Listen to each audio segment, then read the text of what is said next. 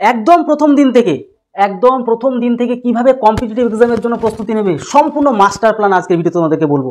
আর আজকের ভিডিওতে তোমাদেরকে কি বলবো সমস্ত কিছু তোমরা একটু দেখে নাও। কবে থেকে এবং তোমার বয়স কত এবং কোন ক্লাস থেকে তুমি এই প্রস্তুতি নিলে সব থেকে ভালো হবে। এর পাশাপাশি কি কি বই প্রথমেই পড়তে হবে, আর শেষে একটা দুর্দান্ত কথা তোমাদেরকে বলবো, কখন কখন পড়তে হবে, এর পাশাপাশি কাদের সাথে পড়তে হবে, তোমার লক্ষ্য কি, তুমি কেন চাকরি করতে চাও, এর পাশাপাশি কতদিন ভালোভাবে পড়তে হবে।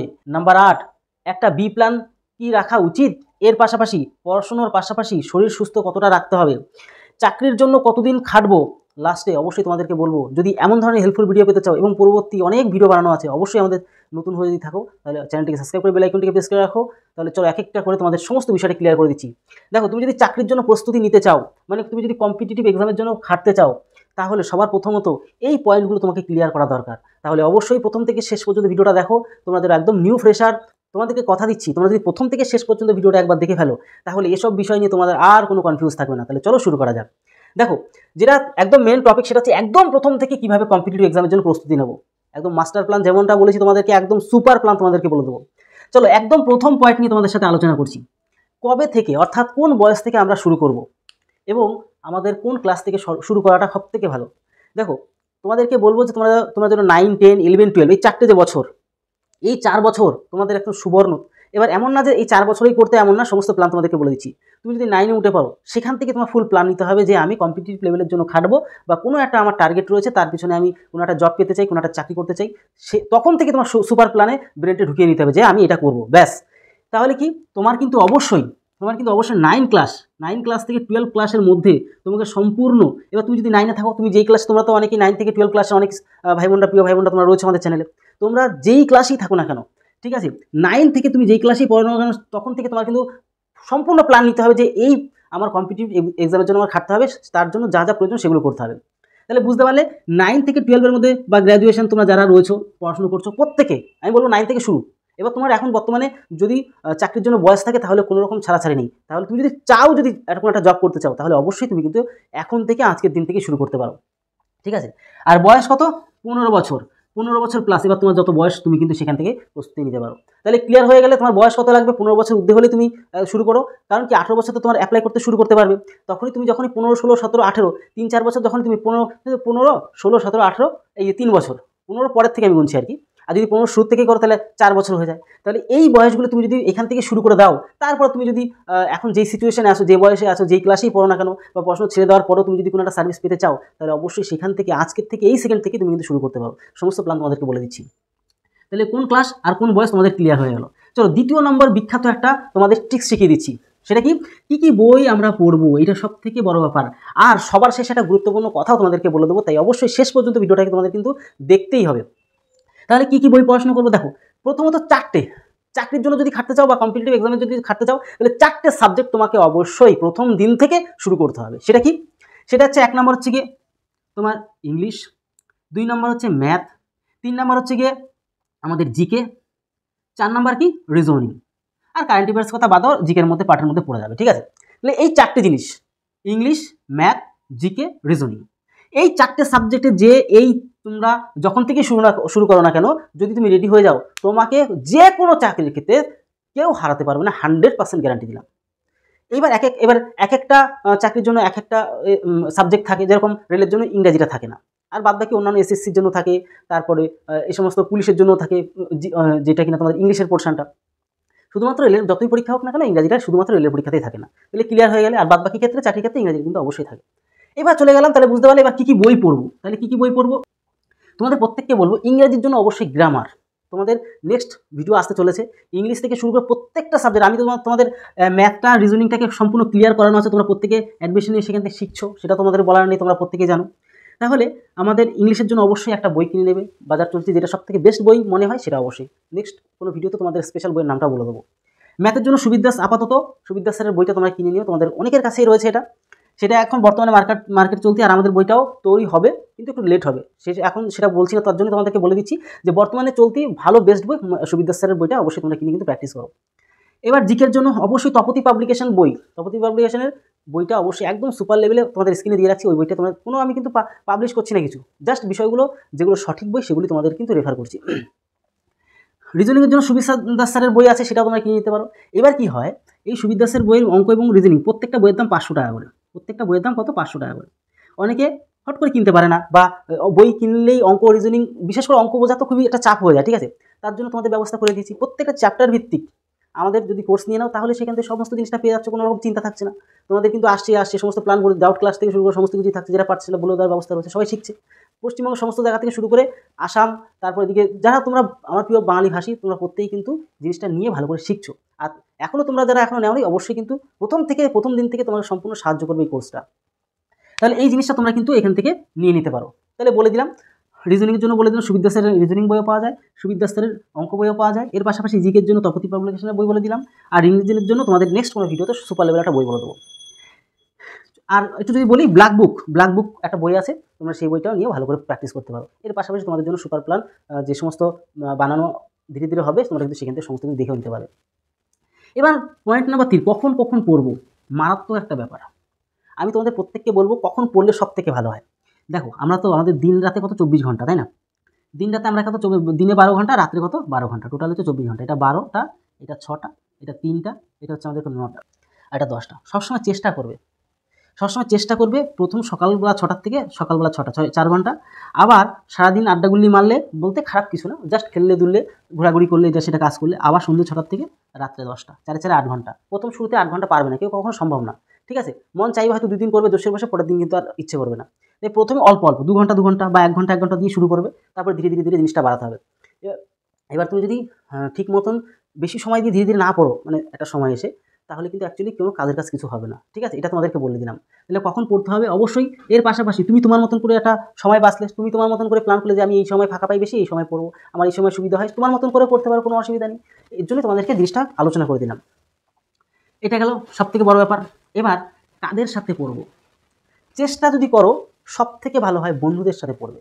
তোমার যে সমস্ত বন্ধু আগ্রহী, যে তারা সেম টু সেম চাকরির জন্য বা কম্পিটিটিভ এক্সামের জন্য খাটতে চাইছে, তাদের সাথে, মানে গ্রুপ স্টাডি যেটা আমরা বলি, বন্ধুদের সাথে গ্রুপ স্টাডি করা, অনেকটা সময় ধৈর্য থাকে। তবে হ্যাঁ, গ্রুপ স্টাডি করার সময় অন্য বিষয় নিয়ে আলোচনা যেন একদম না হয়, সে সমস্ত বন্ধুদের তোমার গ্রুপ থেকে চেষ্টা করে বের করে দেওয়া। দেখো অনেকে যে গার্লফ্রেন্ড, বয়ফ্রেন্ড, তারপরে আরও, মানে এটাই সবথেকে বেশি হয় ইয়ংকালে, সবথেকে বেশি যে আলোচনার টপিক থাকে এটাই, যে গার্লফ্রেন্ড বয়ফ্রেন্ড একই করলো, ও কী করলো, সেই কোথায় গেলো, এই কোথায় গেলো। এসব টপিক পড়াশোনার সময় অন্তত করবে না, যখন খেলবে বা অন্য কোথাও আড্ডাগুলি দেবে তখন করবে। কিন্তু যখন গ্রুপ স্টাডি করে পড়াশোনার জন্য, তখন ওগুলি না, তখন পড়াশোনার বিষয় নিয়ে সারাক্ষণ আলোচনাটা করবে। এটা হচ্ছে তোমাদের কাছে রিকোয়েস্ট। আর এসব যদি না করো তাহলে কিন্তু গ্রুপ স্টাডি করে কোনো লাভ নেই। তাহলে এটা তোমাদের বললাম যে কাদের সাথে পড়বে, অবশ্যই তোমরা কিন্তু আর ভালো ভালো স্যারদের সাথে আলোচনা করবে, পরামর্শ নেবে কী করে বেটার হয়।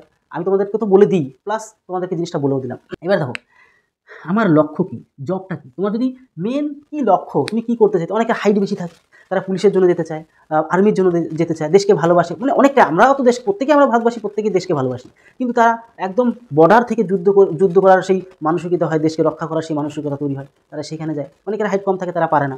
তো ব্যাপারটা হচ্ছে, যাদের হাইট বেশি থাকে তারা কী করে, আর্মি, বিএসএফ, পুলিশ, যেটাকে ডিফেন্স লাইনের যে সমস্ত জবগুলো, সেখানে তারা যেতে চায়। প্রত্যেকের চয়েস তো সেম হয় না, তাই তোমার কোনটা টার্গেট, সেই অনুযায়ী, সেই সিলেবাস অনুযায়ী সবই কিন্তু একই থাকবে, আলাদা সেরকম কিছু থাকবে না, তবে তার প্যাটার্ন অনুযায়ী তোমাকে কিন্তু খাটতে হবে। তার জন্য তোমাদেরকে হেল্প করেও দিচ্ছি, প্রত্যেকটা ভিডিও আনছি, এরকম রিলেটেড ভিডিও আনছি, তোমরা দেখছো, তোমাদের কিন্তু হেল্পও হচ্ছে। চলো পরবর্তীকালে তাহলে আমি বলে দিলাম যে আমার লক্ষ্য স্থির করতে হবে। লক্ষ্য যদি স্থির না করো তাহলে কিন্তু অ্যাকচুয়ালি হবে না।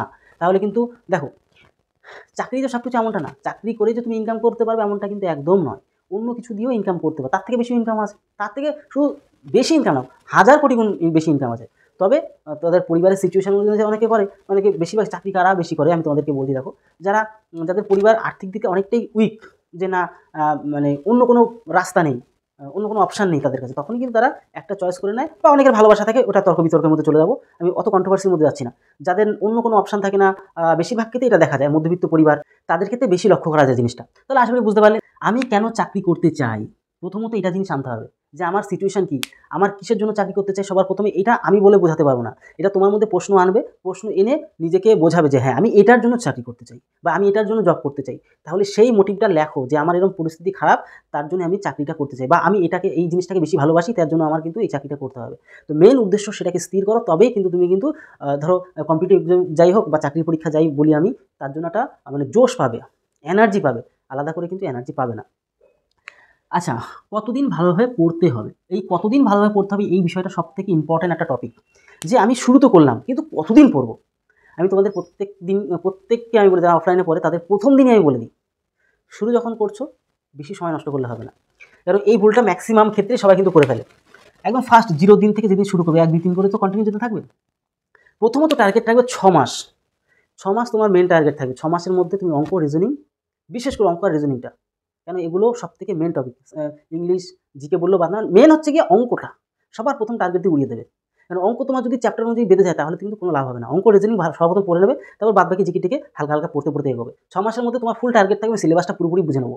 তারপরে পরবর্তীকালে ধীরে ধীরে প্র্যাকটিস করবে। তবে হ্যাঁ, এই জিনিসটা খুব ইম্পর্টেন্ট যে আমরা কতদিন এর পিছনে কিন্তু আর কি লেবার দেবো, ঠিক আছে? এই বিষয়টা কিন্তু খুব প্রয়োজন। তাই প্রথম দিন থেকে 0 দিন থেকে তোমাদের ফুল টার্গেট হবে। আর যত তাড়াতাড়ি সাকসেস হবে তত তাড়াতাড়ি তোমার মজা। আর নাহলে যত সময় চলে যাবে তত কিন্তু একটা ডিপ্রেশন চলে আসবে, তারপরে মানসিকভাবে দুর্বল হয়ে পড়বে, মানে অনেক রকম সিচুয়েশন তৈরি হয়। আশা করি বুঝতে পারছো তোমরা। এবার একটা বি প্ল্যান কি রাখা উচিত, এই প্রশ্নটা মানে ম্যাক্সিমাম আমার প্রিয় বাঙালি ভাই বোনদের মধ্যে এটা হয়। তার কারণ কি, যে ধরো এমনটাও তো হয় যে আমি প্রস্তুতি নিচ্ছি, খাটছি, অনেকটা সময় যাচ্ছে, বা ভবিষ্যতে অন্য কিছু হতে পারে, কোনো পরিস্থিতি খারাপ আসতে পারে, তখন কি আমার বি প্ল্যানটা কি যদি রেখে দিই তাহলে কি সেক্ষেত্রে হেল্প হবে? অবশ্যই। কোনো একটা স্কিল, শুধু চাকরি পড়লেই, শুধু পড়াশোনা করলেই শুধু হবে না। আদার্স কোনো একটা স্কিল তুমি প্রথম দিন থেকে বলবো না, অন্যভাবে তুমি সেটার জন্য কিন্তু একটা প্রস্তুতি নিয়ে রাখবে। সেটা হতে পারে ভিডিও এডিটিং, সোশ্যাল মিডিয়াতে কাজ করা, সেটা হতে পারে কম্পিউটারের উপরে তুমি দক্ষ হয়ে যাও, হতে পারে সেটা অন্য কোনো কাজ, হাতের কোনো কাজ, কোনো না কোনো ভালো, মানে আইটিআই বিভিন্ন ধরনের কোর্স আছে সেগুলো, মানে এই যে বিভিন্ন ধরনের যে স্কিল সেগুলো অবশ্যই তোমার কিন্তু শিখে রাখতে হবে কোনো না কোনো। তার পাশাপাশি অবশ্যই প্ল্যান নিয়ে তোমার প্রস্তুতি নিতে হবে। তাহলে কি সুবিধা হয়, মানে ভবিষ্যতে কিছু একটা সামথিং কোনো রকম কিছু হলো, এই বি প্ল্যানটা কিন্তু ফিউচারে তোমার কিন্তু হেল্প করে দেবে। তো এই একটা সুবিধা হয় এক্ষেত্রে। এবার পড়াশোনার পাশাপাশি শরীরটাকে কতটা সুস্থ রাখতে হবে, দেখো অনেকে না এরকম করে যে রাত্রেবেলা বিরাট পড়ে, দিনের বেলা পুরো ঘুমায়, তো আলটিমেটলি সেরকম রেজাল্ট কিন্তু পায় না, বা অনেক সময় ঘুমাতেও পারে না। ঘুমটা ঠিক রাখবে, শরীরকে সুস্থ রাখতেই হবে। শরীরচর্চা হালকা পাতলা হলেও করতে হবে, বিরাট যদি না করো হালকা পাতলা শরীরচর্চা, মানে শরীরটা যদি সুস্থ থাকে তাহলে পড়াশোনার ব্রেনটা ভালো থাকলে তোমার পড়াশোনাটা মনে থাকবে, নতুবা কিন্তু কোনো কাজ হবে না। আজকে দেখা গেলো গ্যাস হচ্ছে, কালকে ডাক্তারের কাছে দৌড়াতে গেলে, পরশুদিন এই শরীর খারাপ, এই খারাপ, যদি এর মধ্যেই সময় লাগিয়ে দাও তাহলে পড়াশোনার যে সময়টা সেটা কিন্তু কমে আসবে, বা অনেকটাই সেটা সমস্যার মধ্যে পড়ে যাবে। আশা করি বুঝতে পারলে। শরীরটা আমাদের যেহেতু একটা মানে সবথেকে মানে শ্রেষ্ঠ মন্দির, সেটাকে যত্নে রাখতে হবে। বাস এইটা জাস্ট বিষয়টা আলোকপাত করার জন্য তোমাদেরকে বললাম। তাই অবশ্যই শরীরটাকে সুস্থ রেখে যা করার করবে। এবার চাকরির জন্য কতদিন খাটবে, এটা সবথেকে মারাত্মক ব্যাপার। অনেকে দেখবে 30 বছর, 40 বছর, 50 বছর, 45 বছর পর্যন্ত, 40 পার হয়ে যায়, তারাও কিন্তু খাটে অনেক সময়। এবার অনেক সময় পরিস্থিতি খারাপ হয়, আমি কারোকেও ব্যঙ্গ করে কিছু বলছি না। পরিস্থিতি অনেকের খারাপ হয় বা জানে না, বুঝতে পারে না। তার জন্য তো বললাম না, অনেকে না জানার অভাবে, মানে কোনো কিছু জানে না, জানার অভাবে কিন্তু অনেক পরিস্থিতি সম্মুখীন হয়। অনেকটা লেট হয়ে যায় প্রস্তুতি নিতে। তাই তোমাদেরকে প্রত্যেককে এই ধরনের ভিডিওর মাধ্যমে সমস্ত প্রথম থেকেই তোমাদেরকে জিনিসগুলোকে, আর তার জন্যই স্পেশালি এই ভিডিওটা বানাচ্ছি, যাতে তোমরা সঠিকভাবে জিনিসগুলো বুঝতে পারো প্রথম থেকেই, মানে অল্প বয়স থেকে তোমরা কিন্তু প্রস্তুতি নিতে পারো। আর অনেকেই আমার কাছে কিন্তু অল্প বয়স থেকে প্রস্তুতি নিচ্ছে। তো যেটা বললাম, চাকরির জন্য কতদিন প্রস্তুতি নেব, চাকরির জন্য খাটছি বা কম্পিটিটিভ লেভেলের জন্য খাটছি মানেই যে আমার এখানে সারা জীবন নষ্ট করে দিতে হবে এমন কোনো মানে নেই। অনেকেই, আমি একটা কথা শুনেছি যেটা কিনা একদমই আমার মনে হয় বাজে, যে মানে আর কি, হয় করবো অথবা মরবো, খুব ভালো কথা, সেটা দেশ রক্ষার্থে খুবই ভালো, স্লোগানটা খুবই ভালো। কিন্তু নিজের লাইফের সাথে যে আমি এই জব না পেলে বাঁচবো না, তাহলে এই জব ছাড়া আমি অন্য কোনো জব করবো না, বা চাকরি ছাড়া আমি অন্য কিছু করবো না, এই যে সিচুয়েশন, হয় এটা করবো নাহলে কিছু করবো না, এই জিনিসটা যেন কারো মনের মধ্যে যেন একবারের জন্য যেন না আসে। কারণ কি, তুমি যদি ধরে নাও কোনো একটা চাকরির জন্য খাটছো, এমনি দেখো রিক্রুটমেন্ট 3 4 বছর 5 বছর পর হয় ঠিক মতন আমাদের দেশে।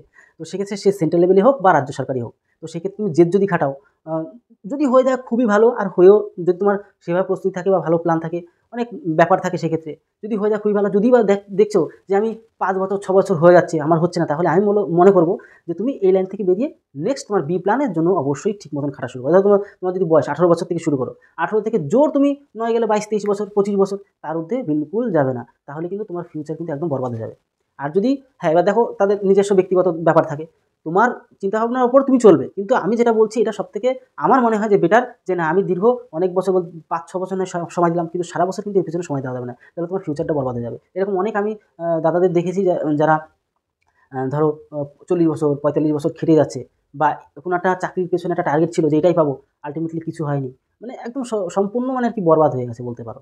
ঠিক আছে, এমন কোনো প্ল্যান নেওয়া যাবে না ফিউচার যেন নষ্ট হয়ে যায়। শুধু চাকরি যে লাইফ এমনটা একদমই নয়।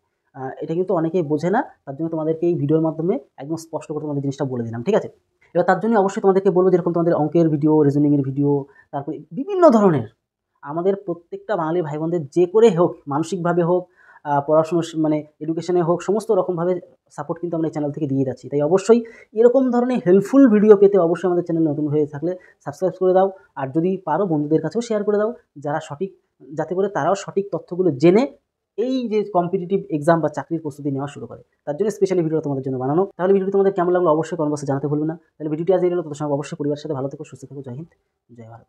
আর তোমাদের যদি কোনো রকম মতামত থাকে, কোনো রকম যদি জিজ্ঞাসা থাকে, কোনো রকম যদি জিজ্ঞাসা থাকে, যদি কোনো কোয়ারিজ থাকে, কোনো যদি ডাউট থাকে, অবশ্যই কমেন্ট বক্সে জানাও, আমি অবশ্যই তোমাদেরকে বলবো।